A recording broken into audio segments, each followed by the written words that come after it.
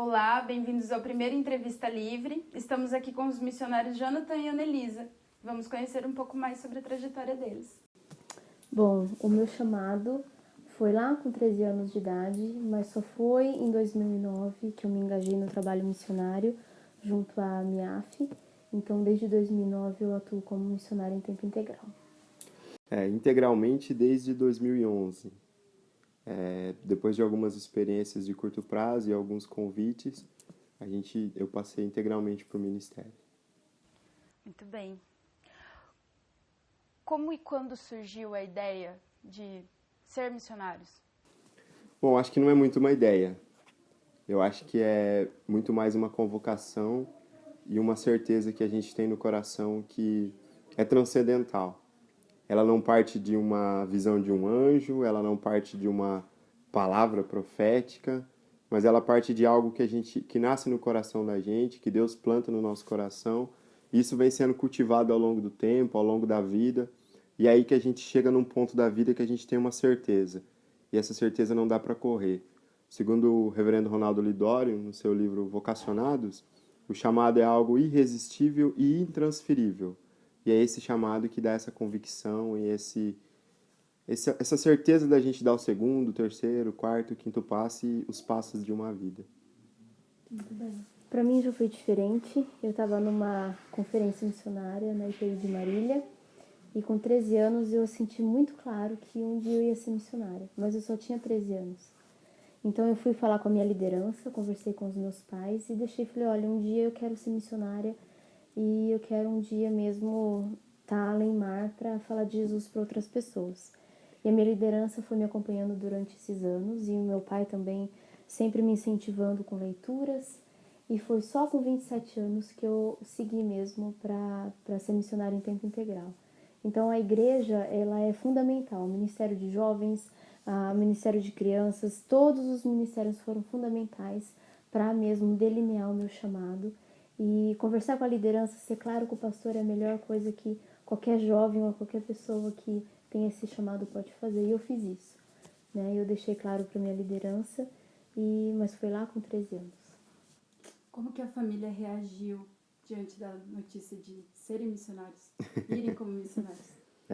Essa é uma pergunta que surge muito nas rodas missiológicas, nas igrejas e entre as comunidades quando se fala de missões. Nós fazemos parte, nós somos filhos de uma geração onde houve um gap no envio de missionários no Brasil. Nós tivemos muitos missionários enviados lá na década de 80, começo da década de 90. Só que esses missionários, por falta, por falta de experiência, por falta de alguém a orientá-los, a guiá-los mesmo, por falta de um norte, durante muitos anos falaram nas igrejas sobre desgraça missionária. Meu pai, a geração do meu pai, dos meus avós, cresceram na igreja vendo missionários coitadinhos, que a gente chama de geração da desgraça, entre aspas, que ele vinha, eu sou um coitadinho, eu sou isso, eu sou aquilo. E na verdade a nossa geração fala da graça de Deus. Nós somos uma geração nova de missionários que tem falado da graça de Deus. Então, quando eu cheguei aos meus pais, à minha mãe, aos meus irmãos, para dizer sobre o chamado, a ideia que eles tinham de chamado missionário, do missionário, era esse missionário sofredor, esse missionário que vai lá para morrer, que vai para sofrer. A gente tem a consciência, a gente está se preparando e estudando para isso. Que a gente pode sofrer, que a gente está disposto a isso. Mas a gente jamais vai voltar para um púlpito de igreja, voltar para alguma comunidade e contar só desgraça. A gente tem que contar da graça de Deus. Então esse segundo, terceiro passo com relação ao chamado para a família foi um pouco complicado. Mas quando Deus confirma alguma coisa, Ele não confirma só no coração do vocacionado. Ele confirma no coração dele, Ele confirma no coração dos pais, Ele confirma no coração da liderança, Ele confirma no coração do pastor dele. Então isso aos poucos, isso vai sendo trabalhado, testado por Deus e as coisas vão encaminhando de uma forma saudável e natural. Já comigo, meu pai ficou sabendo do meu chamado desde os meus 13 anos de idade e sempre me incentivou. Então já era claro para eles que um dia eu já não ia morar mais na minha casa e que um dia eu ia mesmo partir para uma terra distante. E mesmo que eles tenham se preparado durante todos esses anos, foi muito difícil na hora de ir, porque a saudade, a gente é feito de carne e osso, a gente tem vontade, a gente tem todos os receios, e pai e mãe sempre tem. Mas eu acho que Deus, é como o Jonathan falou, ele não chama só o vocacionado, ele chama toda a família, né? E a gente tem sentido mesmo. Hoje a família do Jonathan é uma família que recebe muitos missionários em casa, a minha também. Então todos os nossos pais, os nossos irmãos estão envolvidos nisso, por verem mesmo que o nosso chamado é genuíno, né? E Deus confirmou isso. E como se preparar para ser um missionário? Tá, como o Jonathan falou, hoje os missionários eles precisam cada vez mais de preparo. Então hoje são poucos os missionários que têm ido somente com teologia, porque muitas organizações missionárias elas exigem que se tenha teologia. Mas em campos que você não pode fazer muita coisa só sendo teólogo. Então ter uma profissão hoje é essencial para muitos missionários. Então eu sou socióloga, eu estudei, eu tenho licenciatura em pedagogia, fui aí para algumas, já fui para o mestrado, para especialização. Então hoje os missionários eles têm se preparado cada vez mais, porque vão ter campos onde você não vai entrar como missionário, você vai entrar como um profissional mesmo na sua área, né? Então você vai ter bastante currículo teológico para preencher. Dependendo da organização, você vai fazer parte também de um treinamento, leituras. Então, organizações que são sérias, eles vão exigir bastante do missionário. O inglês é imprescindível, a gente tem que falar inglês fluente para estar mesmo no meio de uma comunidade internacional. Então, não é uma coisa de 7 cabeças, mas o missionário tem que estar disposto a estudar, estar disposto mesmo a se preparar integralmente para esse ministério. Hoje, nos campos missionários, está muito em voga uma modalidade, vamos dizer assim, de missão, que são missões e negócios. Então, hoje a gente tem enviado e as agências missionárias têm preparado pessoas para trabalharem com negócios fora do Brasil, para que isso seja o primeiro passo para que ela possa criar relacionamentos e assim, de alguma forma, proclamar o evangelho em algum momento. Então, assim, a gente tem enviado professores, a gente tem preparado professores, as pessoas, os vocacionados têm procurado se preparar para isso, treinadores de futebol, porque alguns países, antigamente a gente chamava esses países de países fechados, né? E eu acho que nenhum país, e as pessoas pensam hoje já que nenhum país é fechado. Ele apenas precisa de um acesso criativo. Então, esses acessos criativos são o que as agências missionárias e é o que a gente está se preparando para fazer também, para acessar algum país de uma forma criativa, de uma forma com a profissão, de uma forma com algum dom ou algum talento que Deus nos deu. E todo cristão tem algum dom, algum talento. A Bíblia nos garante isso em Romanos. Então, eu acho que essa é a grande sacada da hora, é o grande boom do momento. A gente está preparando e se preparando para estar lá fora capacitado e cercado de todas as ferramentas possíveis. Estar disponível para ver qual ferramenta, em qual momento Deus vai resolver utilizar cada um no seu dom, com o seu talento. Muito bem. E como que vocês entendem o fazer missões? Essa é uma pergunta que assim, a gente cria um imaginário que o missionário é aquele que larga tudo e vai morar lá em mar, aquele que vai para a Europa, aquele que vai para a África, aquele que vai para algum lugar desse assim. E na verdade não é isso. Eu gosto muito de uma frase, não me lembro o autor agora, que diz que ou você é um missionário ou você é um campo missionário. Então todo cristão, no meu entender, ele precisa ser um missionário. E ele precisa ser um missionário onde ele está plantado. Porque eu não vou ter acesso ao seu círculo de amizades. Eu não vou ter acesso à sua família. O missionário naquele local é você. O missionário que está lá na África, talvez você não tenha acesso ao povo que ele tem, à cultura, aquele local. Mas para a gente, o fazer missões é onde a gente está plantado. Claro, Deus, eu gosto muito de usar a metáfora de um time de futebol. O goleiro não joga no meio de campo e o meio de campo não joga no gol. Pode até jogar, mas não dá certo. Em algum momento aquilo vai cair e não vai dar certo. Então Deus chamou alguns para estarem aqui, alguns para irem além mar, alguns para estarem no seu próprio convívio e outro para conhecer outras culturas, outros povos. E eu acho que é isso, é identificar aonde você foi chamado, para que você foi chamado. E ali é o fazer missões, e ali é o seu campo missionário. Porque a gente também nem pensa no Brasil como um campo missionário, mas hoje a gente tem 5 grupos no Brasil que são totalmente não alcançados, né? Que o Ronaldo Lidório sempre cita, são os mais pobres dos pobres, os mais ricos dos ricos, os ciganos, os ribeirinhos e os indígenas. e também os sertanejos, junto com os ribeirinhos.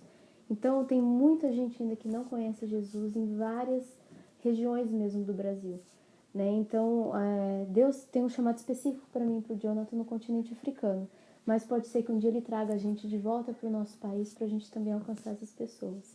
Então, para a gente, missões é isso, é você mesmo estar envolvido em missões urbanas, seja de que forma for, você ser sal e luz e proclamar o evangelho a todo tempo, em qualquer circunstância. Muito bem. Então, conta um pouco como que é as atividades que vocês realizam lá. Eu estou no 3º ano do seminário da IPI, da nossa igreja, né? E nós trabalhamos com mobilização e treinamento de igrejas. O que é isso? É um pouquinho do que a gente está falando aqui, superficialmente do que a gente está falando aqui. Trabalhando, incutindo a visão nas crianças, incutindo a visão missionária nos jovens, nos adolescentes, nos adultos, e treinando essas igrejas para fazerem missões urbanas, ensinando essas igrejas que existem missões de curto prazo, por exemplo, para outros continentes, para outros povos, para que essas pessoas tenham algum tipo de experiência missionária, para que elas possam trazer e incendiar suas igrejas e trazer isso de uma forma mais viva, uma realidade mais viva, para que a igreja local viva isso. Então, nesse tempo de Brasil que a gente ainda tem, um ano e meio praticamente, a gente está fazendo isso, treinando igrejas e tentando incutir um pouquinho dessa visão missionária nas igrejas locais no Brasil. Além de algumas viagens de curto prazo que a gente faz dentro do Brasil mesmo, né, com grupos missionários e colocando a mão na massa, entre aspas, né? Então a gente tem trabalhado nesse sentido. A gente tem se preparado mesmo para deixar o país em 1 ano e meio. Então, o Jonathan, além disso, está terminando a faculdade de Educação Física. Eu estou fazendo parte do processo de validação para o pastoreio mesmo na nossa denominação. E, além disso, eu sou coordenadora de curto prazo da MIAF. Então, todas as pessoas que querem mesmo se envolver no continente africano a curto prazo, de 15 dias a 1 ano, sou eu que tenho cuidado dessa parte do escritório, que é trabalhar mesmo com toda a atenção com a igreja, com a pessoa, descobrindo o seu perfil missionário, as oportunidades que ela tem de servir mesmo. Então, o nosso trabalho tem sido incansável mesmo de levar mais pessoas, né? Nem que seja a curto prazo, para um dia elas voltarem mesmo a estarem totalmente influenciadas com essa visão missionária. Bom, você já citou sobre o MIAF, agora você conta para nós um pouco sobre como é essa instituição. Tá. A MIAF é uma organização que já existe há quase 120 anos no continente africano. Hoje nós trabalhamos somente com africanos, e africanos que não só no continente, mas fora também, com as diásporas. Que hoje, por exemplo, a Somália, ela tem mais somalis fora da Somália do que no próprio país, que hoje está totalmente em guerra. Então, nós trabalhamos com todo o continente e trabalhando na área de aviação, engenharias, área de educação, saúde.